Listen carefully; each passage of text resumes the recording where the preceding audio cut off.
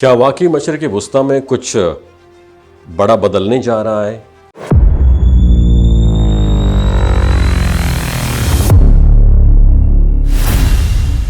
ये सिर्फ एक सियासी खबर है जिसे हम समझकर नज़रअंदाज कर देंगे, या ये वाकई एक बहुत बड़ी खबर है?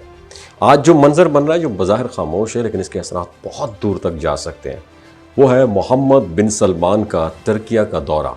एक आम सफारती मुलाकात नहीं है, बल्कि ये ऐसे वक्त में हो रहा है जब खित्ते की ताकत का तवाज़ुन तेज़ी से बदल रहा है। बज़ाहिर तो एक सादा सा दौरा लगता है, लेकिन इसके पीछे कई ऐसे पहलू हैं जो उसे गैर मामूली बना देते हैं।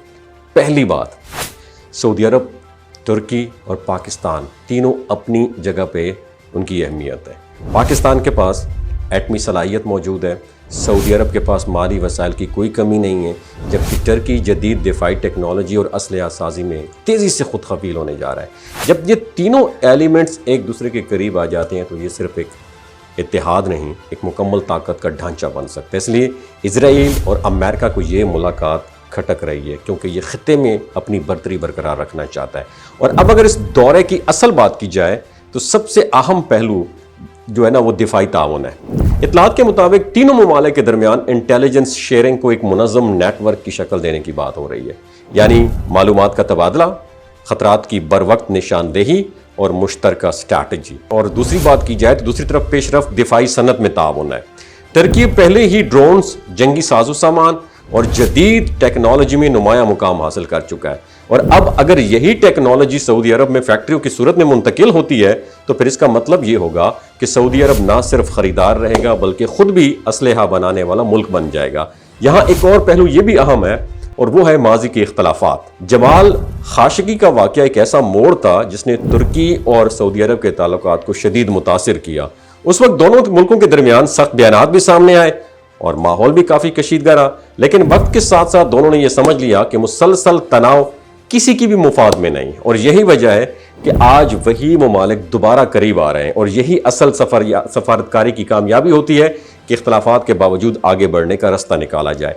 अब अगर वसी तर मंजर को देखा जाए तो ये इत्तेहाद सिर्फ दिफा तक महदूद नहीं रह सकता, मुआशी ताउन भी इसका एक अहम हिस्सा हो सकता है। मिसाल के तौर पर इस्तंबुल से मदीना मुनव्वरा तक रेलवे मंसूबे की बात हो रही है, जो ना सिर्फ मजहबी और सकाफती अहमियत रखता है बल्कि तिजारत और सफ़र को भी आसान बना सकता है। इस तरह एशिया और यूरोप को मिलाने वाली नई ट्रांसपोर्ट नेटवर्क्स, इनकी भी बातें हो रही हैं। अगर ये मंसूबे हकीकत बन जाते हैं तो ना सिर्फ इन ममालिक की मईशत मजबूत होगी बल्कि आलमी तिजारत में भी इनका किरदार बढ़ जाएगा। लेकिन यहाँ एक हकीकत को नज़रअंदाज नहीं किया जा सकता, इत्तेहाद सिर्फ ऐलानात से नहीं बनते बल्कि एतमाद, मुस्तकिल मिजाजी और मुश्तरका मफादात से कायम रहते हैं। माजी में मुस्लिम ममालिक के दरमियान कई बार इत्तेहाद की बात हुई, लेकिन अमली तौर पर वो ज़्यादा देर तक कायम नहीं रह सके। इसलिए असल सवाल ये नहीं है कि ये इत्तेहाद बनेगा या नहीं बनेगा, बल्कि ये है कि क्या ये देर पा होगा या नहीं होगा।